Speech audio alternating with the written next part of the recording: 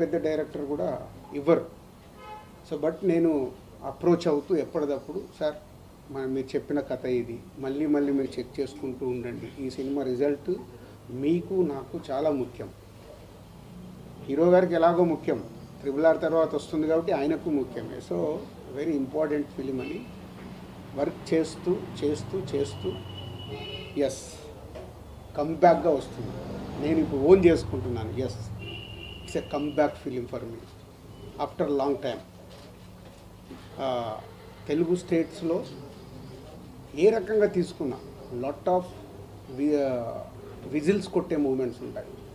మన తెలుగు ప్రేక్షకులు సినిమా చూసి చిరంజీవి గారు ఒక మాట అన్నారు, కమర్షియల్ సినిమాలు అందరం చేస్తాం రాజు, శంకర్ గారు ఒకప్పుడు జెంటిల్మెన్ చేసిన, భారతీయుడు చేసిన, ఒకే ఒకటి చేసిన, కమర్షియల్తో పాటు మీరు ఆయన సినిమాలో ఒక మెసేజ్ వచ్చేది. నీ దగ్గరికి కూడా చాలా సినిమాలు నువ్వు ఫ్యామిలీలో తీసిన, యూత్లో తీసిన ఒక మెసేజ్ అంటే కమర్షియల్గా ఉంటూనే ఒక సినిమాలో ఒక వాల్యూతో ఇచ్చేవారు. సో నీకు చాలా రెస్పెక్ట్ ఫిలిం ఇది, కమర్షియల్తో పాటు చాలా రెస్పెక్ట్గా ఫీల్ అయ్యే సినిమా ఇది. అంటే శంకర్ గారు చెప్పిన దానికి, కథ విన్నప్పుడు నేను ఫీల్ అయిన దానికి, చిరంజీవి గారు ఇచ్చిన స్టేట్మెంట్కి రెండు నాకు బాగా సింక్ అయ్యాయి. సో అలాంటి సినిమా ఇది, గేమ్ చేంజర్.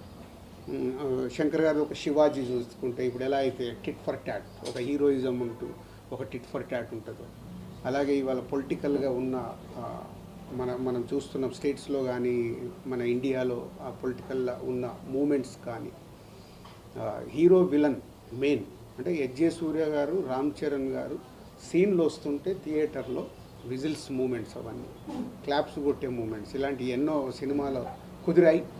ఆయన అనుకున్నాయి ఫైనల్ చూసుకున్నప్పుడు అవి కుదిరాయి. సో గేమ్ చేంజర్ మా 3.5-4 సంవత్సరాల ఎమోషన్స్కి ఇంకో 4 రోజుల్లో కంప్లీట్ అవ్వబోతుంది. సో ప్రేక్షకుల దగ్గరికి వెళ్ళి ఈ సినిమాకు బిగ్ అప్రిషియేషన్తో పాటు వావ్ అనిపించే ఫ్యాక్టర్స్ ఉన్నాయి. అలాగే శంకర్ గారి పాటలు ఆడియోలో మీకు విన్నప్పటికంటే కూడా మొన్న బాంబేలో